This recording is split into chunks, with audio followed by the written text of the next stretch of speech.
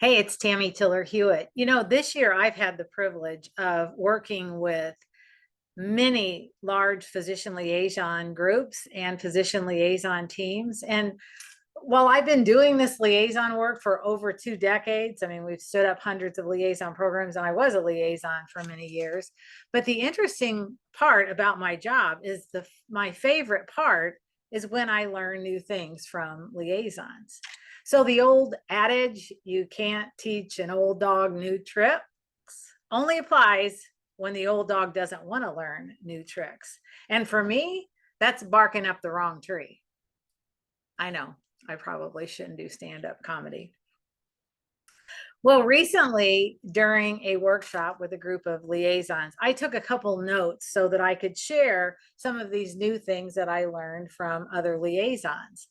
And one thing was during the part where we were talking about what your customers want versus what you sell.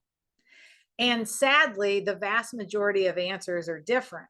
So why would we sell them something that they don't want?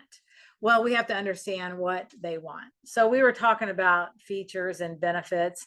And one of the liaisons said a quick little rhyme that stuck with me that should stick with you as well. She said, facts tell and benefits sell.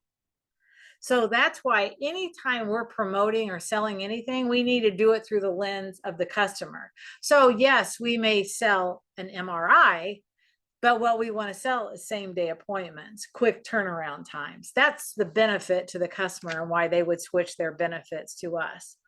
Speaking of a scanner, one of the liaisons talked about getting a new scanner at their organization, and the manufacturer provided them with a blow up donut, not the kind of donut you eat, sadly, but a blow up donut that showed the actual size of the bore of the MRI so that they could take that out to practices and really bust the myth that so many claustrophobic patients think that they'll suffer when they go through this short bore donut.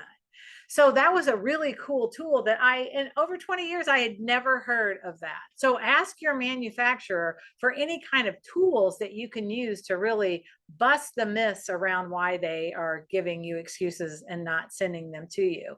So these are just two examples of new things that I pick up. But if you keep your ear to the grindstone, if you will, to listen for new things, that already is going to start differentiating you. And you need to remember that we're either green and growing or ripe and rotting. That's one moral to the story. Second moral is so many seasoned liaisons that I talk to that we go through workshops and training together, they openly admit that they had gotten away from the basics. So we have to remember that the basics count.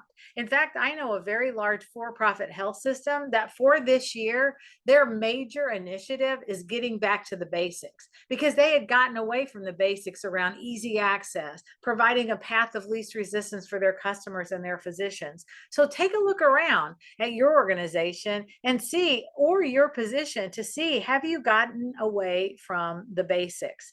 And Einstein says when we stop learning, we start dying, and none of us want to be in the latter. So don't be a know-it-all. Be the kind of person who wants to constantly learn and improve on what you do. What that does is that drives up your value immediately to your customer, to your employer, and oh yeah, to your resume and your results. Thanks so much. We'll see you next Friday.